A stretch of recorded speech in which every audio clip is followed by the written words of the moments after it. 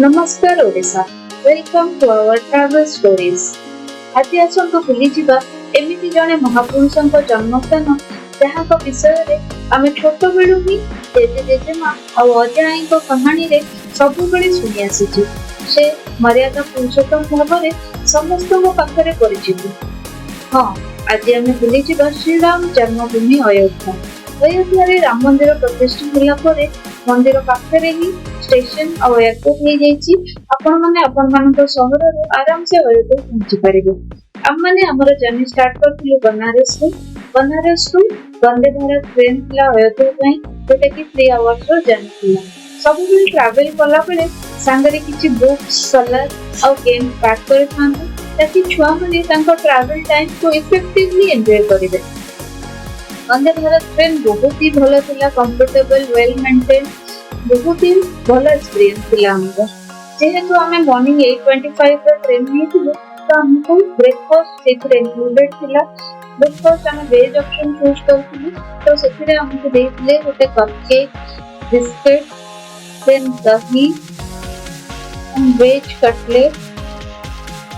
ता सहित हमको मिलिथिला वेजिटेबल उपमा जहारो स्वाद बहुत ही बढ़िया थी।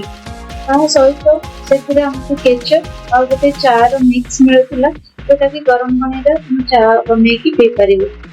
सब सीट पई गोटे गोटे वाटर बॉटल देथिले तो वो वंदे भारत एक्सपीरियंस बहुत भलो थिला। हमरो खाइबा को एन्जॉय कर आमे पहुंची जाइथिलु भक्ति और इतिहास को जीवंत रखिथिबा संबर अयोध्या।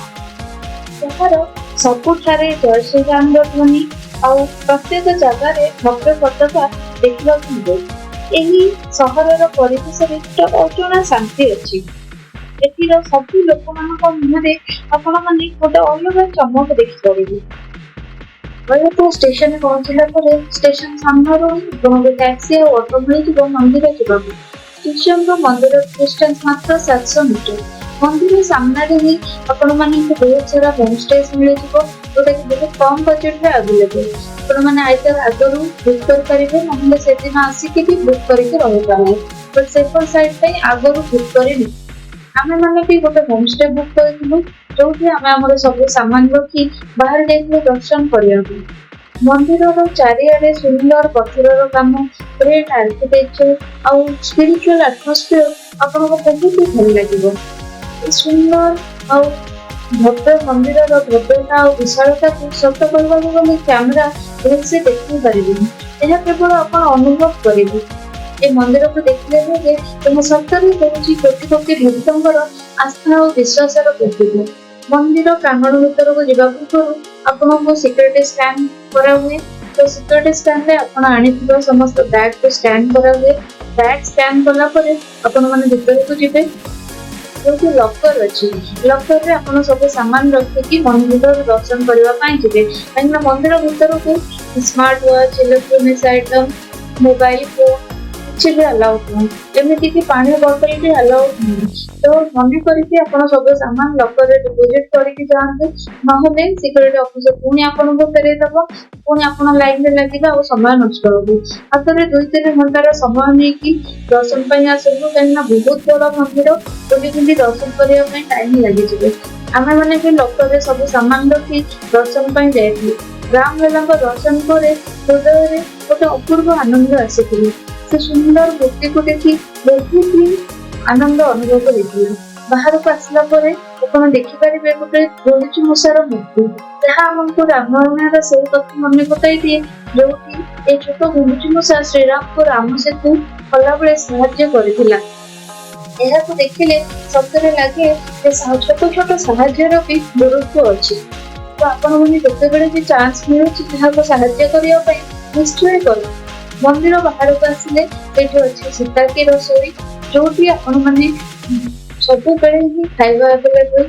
खिचड़ी दियंती एठी सब बेले तुम माने आसी कि एठी लाइन हुए क्या खिचड़ी नहीं परिबे जेते चाहिए सेते नहीं परिबे। तुम माने निश्चय ए खिचड़ी को ट्राई करंतु। यह बहुत ही टेस्टी थिला।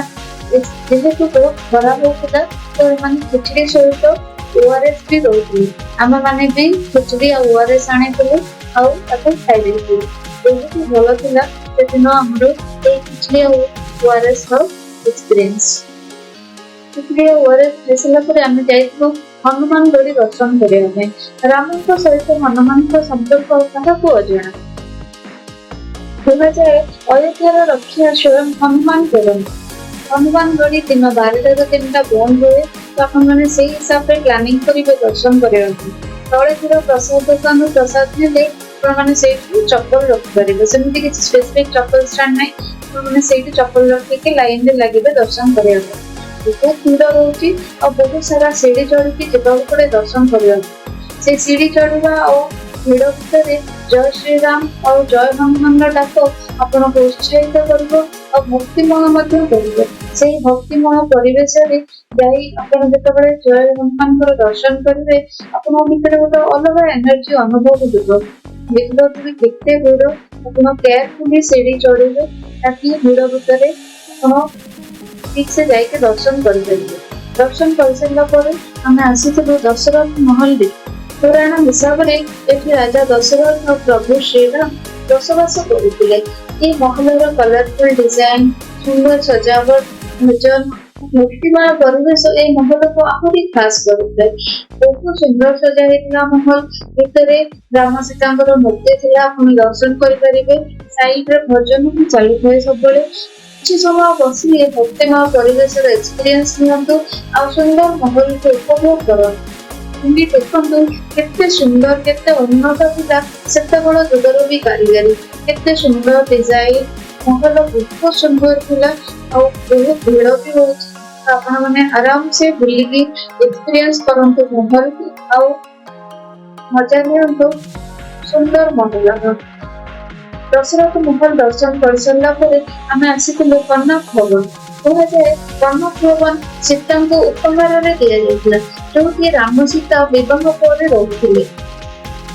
ये महल भी बहुत सुंदर थिला जो सुंदर आर्किटेक्चर और सुंदर डिजाइन देखिले आपन मन गर्व में फेर निश्चय आसिकी बुली देखिए कनक भवन।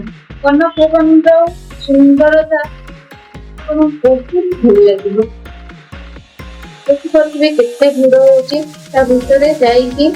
भीतर भी बुलिकी देखिपारे भीतर को मोबाइल अलाउ फोटो वीडियो सब नहीं पारे तो आपने निश्चय एक्सपीरियंस करते कनक भवन। नेक्स्ट आम आसीलु सरयू नदी तट। दुनिया रे एमती अनेक सहर अच्छी जार गोटे कहानी था किंतु एमती किछि नदी अच्छी जी निज भितर पूरा सभ्यता को साउंडी रखी था। सेमती गोटे नदी हूँ सरजू नदी। यह हूँ श्रीराम बाल्यकाल शासन और मृत्यु यात्रार शेष यात्रार मुख साक्षी। एठी नदीर गोटे पार्श्व भजन संध्या और मेला पड़ता। एठी छोट छोट छुआ मान इलेक्ट्रिक गाड़ी व्यवस्था भी अच्छी। नगर निगम तरफ सरजू नदी को व्यवहार कर गोटे स्विमिंग पूल टाइप बनी जोटा कि बहुत ही बढ़िया था। बहुत लोग ये एंजॉय करते। बेसी पानी ना कि बहुत ही खरा दिन तो बहुत भल लगुला। भजन संध्या हम रामकर हनुमान आसबे एटा तो केबे संभव नथिला। देखि पारे ऊपर बसी मांकड़टी केमती भजन को एंजॉय करुची और तार नाच चली। आमे माने भी सरजू नदी बसी बहुत समय बहुत ही शांत लगी बहुत भल लगी।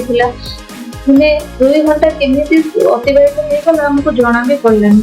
छुआ मैंने बहुत एंजॉय करते। तो बहुत सारा लोग स्विमिंग करुले आम आगु जानी नु तो ड्रेस आनी नु आपण मैंने निश्चय जदि आसुच्च निश्चय गोटे बड़ ड्रेस नहीं के आसतु ताकि आपण मैंने भलसे एंजॉय करेंगे। ये खरा दिन को ये पानी रो मजा बिल्कुल ही नियारा थिला। बहुत सारा लोग एंजॉय करते। नदीर आरपटे हूँ सरजू नदीर जो आरती करा हुए संध्या आरती ये ब्रिज को क्रॉस करके आपको सेपटू जावाक पड़ो। आम मैंने गाधे सारी जाइए सरजू नदी कूल आरती देखापी बाटर गला बहुत सारा स्ट्रीट फूड अच्छी आपको निश्चय एंजॉय करेंगे। आर टेस्ट तो बिल्कुल भी डिफरेंट थिला। निश्चय सब स्ट्रीट फूड एंजॉय करेंगे।